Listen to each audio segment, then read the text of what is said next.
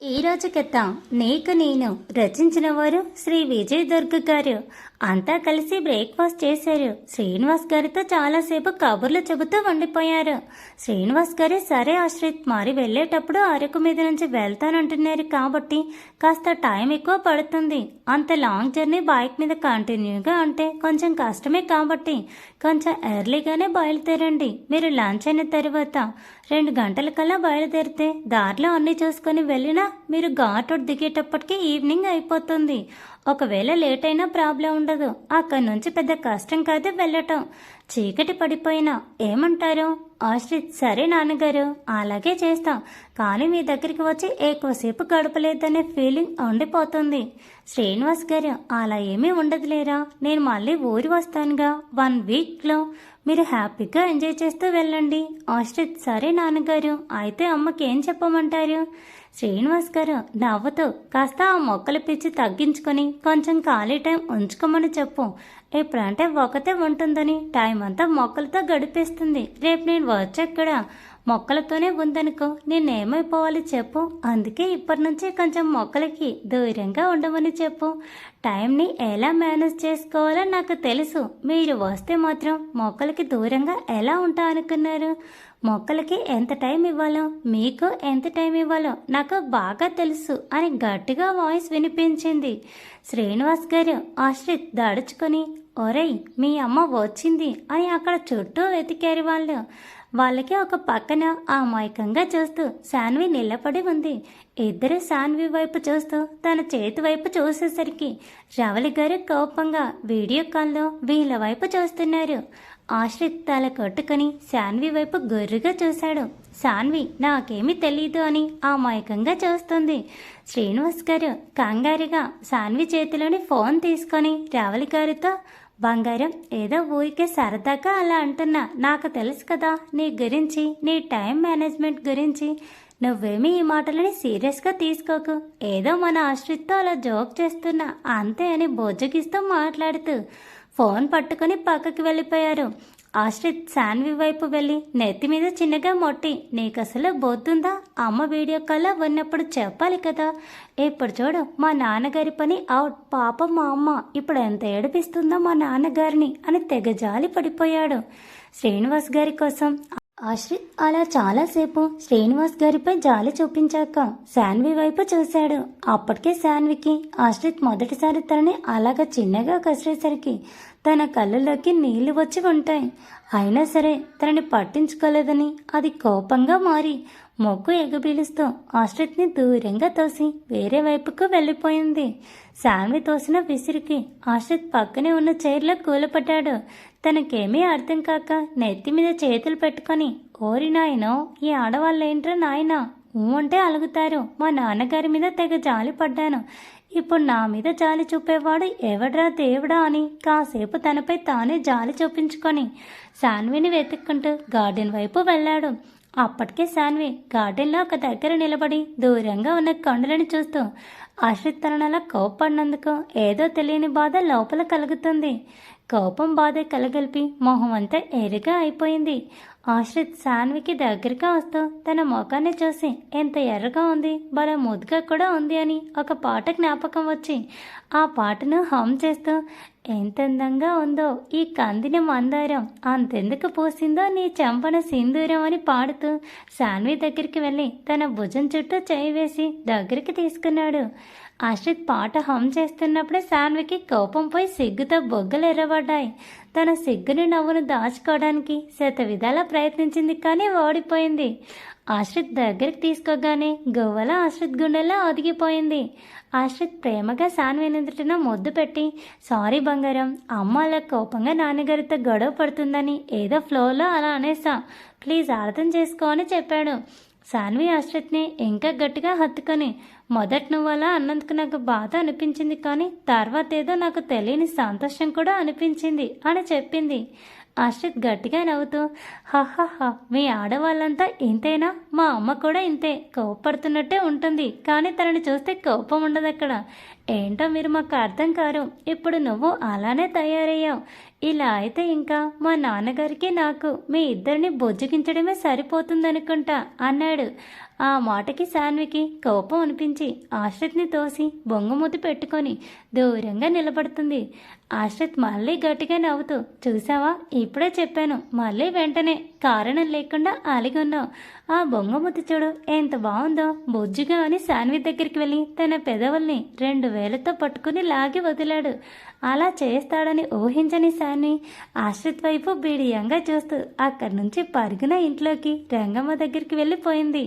మళ్ళీ ఆశ్రిత్ ఎక్కడ తన వెనక్కి వస్తాడో అని ఆశ్రిత్కి ఒక్క క్షణం తను ఏం చేశాడో అర్థం కాక ఒకసారి గుర్తు తెంచుకొని, హో గాడ్, ఇదేంటి నేను ఇలా చేశాను, తను ఎంత ఇబ్బంది పడిందో ఏంటో, నేను మరీ ఏం చేస్తున్నానో తెలియకుండా తన దగ్గరే ఉంటున్నాను, కొంచెం పెళ్ళయ్యే వరకు జాగ్రత్తగా ఉండాలి, కంట్రోల్ కంట్రోల్ ఆశ్రిత్ అని తను తాను చెప్పుకున్నాడు.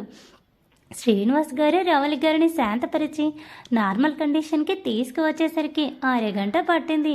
కాసేపు నార్మల్ మాటలు మాట్లాడి కాల్ కట్ చేసి సాన్వికి ఫోన్ ఇద్దామని తన కోసం వెతికారు. కానీ సాన్వి ఎక్కడ కనపడలేదు. ఆశ్రిత్ కోసం చూసేసరికి గార్డెన్లో అక్కడ నిలబడి ఉన్నాడు. శ్రీనివాస్ గారు, అక్కడ ఏం చేస్తున్నారా, ఇలారా, ఈ ఫోన్ సాన్వికి ఇవ్వని అన్నారు. ఆ మాట వినగానే ఆశ్రిత్కి సాన్వికి ఎదురుపడాలంటే ఏదో తెలియని మొహమాటం అనిపించింది. సరే నాన్నగారని శ్రీనివాస్ గారి దగ్గర నుంచి ఫోన్ తీసుకొని తన దగ్గరే ఉంచుకున్నాడు.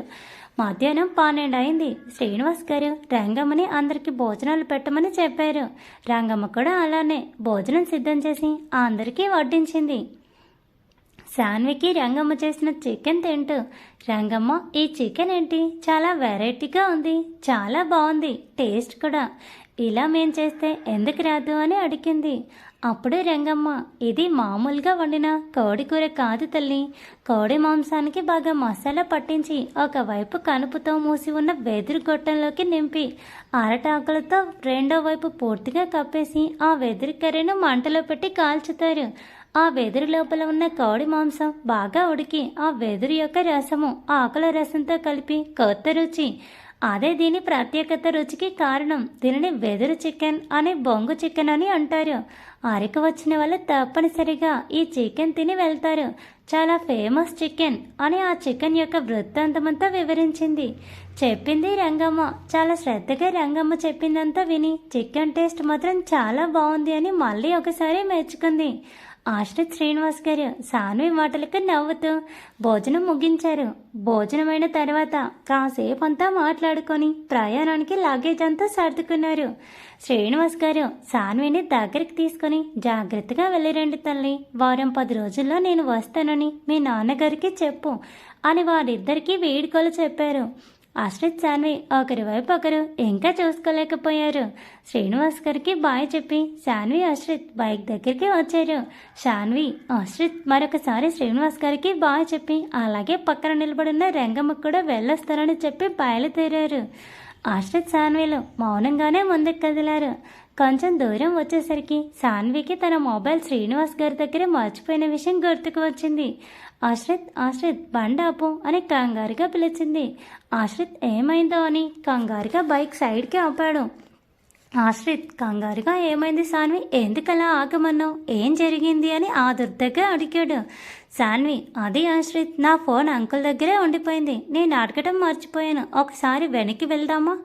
ఆశ్రిత్ ఒక్కసారిగా రిలాక్స్ అయ్యి, ఓఫ్, ఫోన్ కోసమా, సారీ సాన్వి, నీ ఫోన్ నా దగ్గరే ఉండిపోయింది, నాన్నగారు అప్పుడే ఇచ్చారు, నీకు ఎదురుపడటానికి ఇబ్బందిగా అనిపించింది, అందుకే నీ ఫోన్ నీకు ఇవ్వలేదు, సారీ అని తన ప్యాకెట్లో ఉన్న ఫోన్ తన చేతికి ఇచ్చాడు. సాన్వి, అయ్యో అలాగా, అనవసరంగా నిన్ను కంగారు పెట్టాను, సారీ ఆశ్రిత్. ఆశ్రిత్, సరే సరే, మనిద్దరం కొంచెం నార్మల్గా ఉందామా, నాకు చాలా ఇబ్బందిగా ఉంది, ఇందాక దానికి సారీ, ఏదో తెలియకుండా అలా జరిగిపోయింది అని సాన్వి వైపు చూశాడు. సాన్వి అలానే తల ఉంచుకొని, ఇట్స్ ఓకే ఆశ్రిత్, నేను నార్మల్గా ఉంటాను, నువ్వు నార్మల్గా ఉండు. ఆశ్రిత్ నవ్వుతూ, సరే బైక్ ఎక్కు, గుర్తుందిగా ఘాట్ రోడ్ అని నవ్వుతూ చెప్పాడు. సాన్వి కూడా నవ్వుతూ బైక్ బోత్ సైడ్ ఎక్కి కూర్చుంది. ఆశ్రిత్ సాన్విలో బైక్ ప్రయాణం పాడేరు నుంచి అరకు వ్యాలీ మీదుగా మొదలైంది. 50 నిమిషాల తర్వాత దోబ్రిగూడలో పెట్రోల్ బంక్ దగ్గర ట్యాంక్ ఫుల్ చేయించాడు. అక్కడి నుంచి 1 కిలోమీటర్ దూరంలో ఉన్న చాపరాయి వాటర్ దగ్గర ఆగారు. బైక్ దిగి ఒక పక్కన నిలబడి చూశారు. అక్కడ భూమికి సమతూలంగానే ఉన్న రాయిపై నీరు ప్రవహిస్తూ ఉంది. సాధారణంగా జలపాతాలు ఎత్తైన కొండపై నుంచి పడుతూ ఉంటాయి, కానీ చాపరాయి జలపాతం కొండ ఏటవాలుగా ఉండటం వల్ల నీళ్లు అలా ప్రవహిస్తూ ఉంటాయి. చూడటానికి చాలా అందంగా ఉంది. శాన్వికి ఆ వాటర్లోకి వెళ్ళి కాసేపు ఆడుకోవాలి అనిపించింది, కానీ ప్రయాణం మళ్ళీ ఇబ్బంది అవుతుందని అక్కడే ఉండిపోయింది. శాన్వి ఫీలింగ్స్ని అర్థం చేసుకున్న ఆశ్రిత్ శాన్వి చేయి పట్టుకొని వాటర్ వైపుగా తీసుకువెళ్ళాడు. శాన్వి వద్దు అని వారించింది. మళ్ళీ ఇబ్బంది పడతాము జర్నీలో అని. ఆశ్రిత్ ఏమీ కాదు, జస్ట్ వాటర్లో దిగి వచ్చేద్దామని తీసుకొని వెళ్ళి కాసేపు ఇద్దరూ ఆడుకొని మళ్ళీ జర్నీ స్టార్ట్ చేశారు. శాన్వి ప్రకృతిని చూస్తూ మైమరిచిపోయింది. 8 కిలోమీటర్స్ వెళ్ళాక సీనిక్ వ్యూ దగ్గర కాసేపు ఆగారు. ఒక 10 మినిట్స్ అక్కడ చూసిన తర్వాత అక్కడి నుంచి బయలుదేరి 5 కిలోమీటర్ల దూరంలో ఉన్న అరకు వ్యాలీ వ్యూ పాయింట్ దగ్గర ఆగారు. మెట్ట మధ్యాహ్నం 3:30 అయినా కూడా అక్కడ చాలా చల్లగా హాయిగా ఉంది. ఇద్దరు పక్కపక్కన నిలబడి దూరంగా కనిపిస్తున్న పచ్చని కొండలను చూస్తూ ఎంజాయ్ చేస్తున్నారు. వింటర్ సీజన్లో ఇంకా అందంగా ఉంటుంది. ఎటు చూసినా మంచు దుప్పటి కప్పుకొని పచ్చని కొండలు అందంగా కనిపిస్తాయి. ఉదయం ఇక్కడి నుంచి చూడటానికి ఇంకా అందంగా ఉంటుంది అని ఆశ్రిత్ చెప్పాడు. అక్కడే కొద్దిసేపు చూస్తూ ఉండిపోయారు. ఆశ్రిత్, ఓకే సాన్వి, పద బయలుదేరదాం. నెక్స్ట్ 13 కిలోమీటర్స్లో సుంకరమెట్ట ఉంది, అక్కడ ఆగుదాం. సాన్వి, ఓకే ఆశ్రిత్, పద అని ఉత్సాహంగా ముందుకు కదిలింది. 15 గంటకి శంకరమెట్లు చేరుకొని అక్కడ కాసేపు ఎంజాయ్ చేశారు. అక్కడి నుంచి బయలుదేరుతూ ఆశ్రిత్ శాన్వితో, శాన్వి, ఇక నుంచి ఘాట్ రోడ్ కిందకి దిగటం, నువ్వు భయపడకుండా ఉండు. ఇంకా ఇక్కడ నుండి అన్ని కాఫీ తోటలే, చాలా బాగుంటుంది చూడటానికి. 11 కిలోమీటర్స్ వెళ్తే గాలికొండ వ్యూ పాయింట్ ఉంది. అక్కడి నుంచి చూస్తే కాఫీ తోటలు చాలా అందంగా కనిపిస్తాయి. మళ్ళీ అక్కడ ఆగుదాం, ఓకేనా? జాగ్రత్తగా కూర్చొని బైక్ స్టార్ట్ చేశాడు. బైక్ మీద వెళ్తూ కాఫీ తోటలను చూస్తుంటే చాలా అందంగా కనిపించాయి. కానీ చూపు మీదంతా కాఫీ తోటలు, మధ్య మధ్యలో పెద్ద పెద్ద చెట్లు, ఏదో అద్భుత లోకానికి వచ్చినట్టుగా అనిపించింది శాన్వికి. గాలికొండ వ్యూ పాయింట్కి వచ్చాక అక్కడి నుంచి కాఫీ తోటలు చాలా అందంగా కనిపించాయి. వాటిని చూసి మురిసిపోతూ శాన్వి, ఆశ్రిత్, ఎలాగో ఈవినింగ్ అయింది, మంచి కాఫీ తాగితే బాగుంటుంది కదా, ఈ కాఫీ తోటలను చూడటమేనా, కాఫీ తాగటం ఏమైనా ఉంది అని అంది.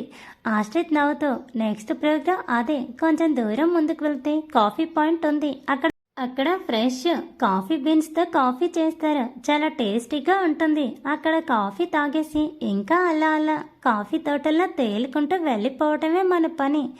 ఆశ్రిత్ మాటలకి శాన్వి నవ్వేసి, ఓహో అలానా, గట్టి ప్లాన్లో ఉన్నావుగా అయితే. ఆశ్రిత్, మరి ఆ అమ్మాయిని బయటకు తీసుకెళ్లడం అంటే మాటలు అనుకున్నావా? ఏదో అమ్మాయిని కూడా తీసుకెళ్తున్నాడంటే బైక్లో పెట్రోల్ పోసుకొని రోడ్ మీద పడిపోవటం అనుకున్నావా? ఎంత ప్లానింగ్ ఉండాలో తెలుసా? నైట్ అంతా గూగుల్లో సెర్చ్ చేసి అన్ని లిస్ట్ అవుట్ చేసి పెట్టుకున్నాను. ఎక్కడ ఎంత టైం ఆగాలి ఏంటి అని కూడా. నీకేం తెలుసు మా అబ్బాయిల కష్టాలు? బైక్ ఎక్కి కూర్చోవడానికి కూడా ఆపసోపాలు పడిపోతున్నావు. శాన్వి ఆశ్రిత్ భుజం మీద గట్టిగా గిచ్చి, నీకు నేనంటే బాగా లోకం అయిపోయింది, నిన్ను చీటికి మాటికి బాగా ఏడిపిస్తున్నావు. ఘాట్ రోడ్ నాకు ఎప్పుడూ అలవాట్లేదు, అందుకే కొంచెం భయపడుతున్నా. దానికి కూడా నన్ను ఇలా ఏడిపించాలా? ఇంకెప్పుడు నేను నీతో రాను అని అలిగి మొహం తిప్పుకుంది.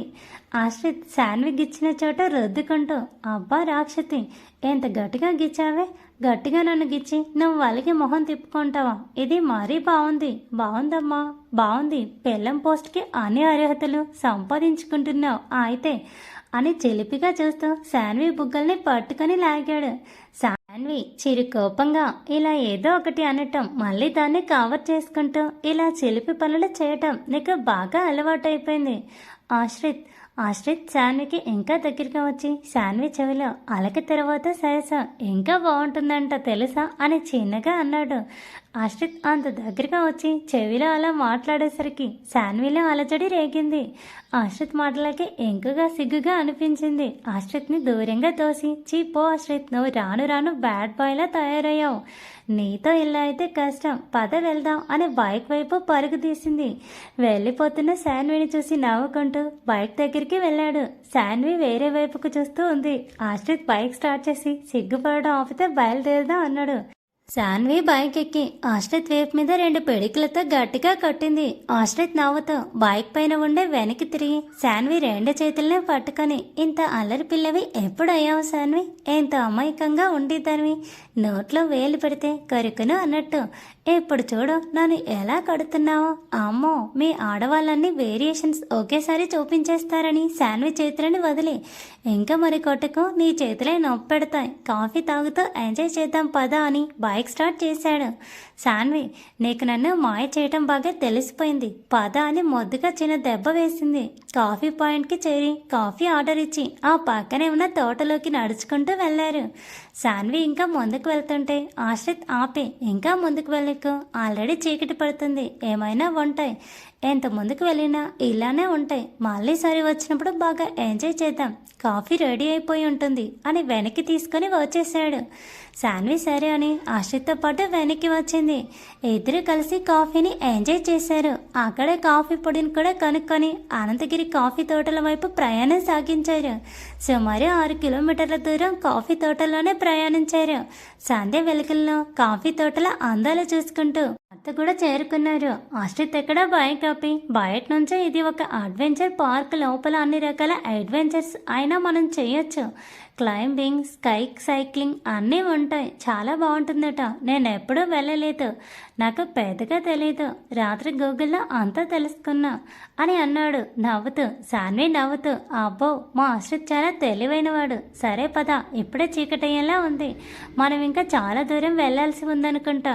ఆశ్రిత్, అవును శాన్వి, చాలా దూరం వెళ్ళాలి, మనం ఇంకా సగం దూరమే వచ్చాము, 6 కిలోమీటర్స్ వెళ్తే బొర్రా జంక్షన్ వస్తుంది, అక్కడ నుంచి బొర్రా కేవ్స్ 6 కిలోమీటర్స్, ఇప్పుడు మనం బొర్రా కేవ్స్ వెళ్ళలేం కాబట్టి అది కూడా దాటుకొని వెళ్ళిపోవటమే, ఇంకొంచెం ముందుకు వెళ్తే వ్యూ పాయింట్ దగ్గర కాసేపు ఆగి అక్కడి నుంచి కంటిన్యూ వెళ్ళిపోదాం. శాన్వి, ఓకే ఆశ్రిత్, అలానే.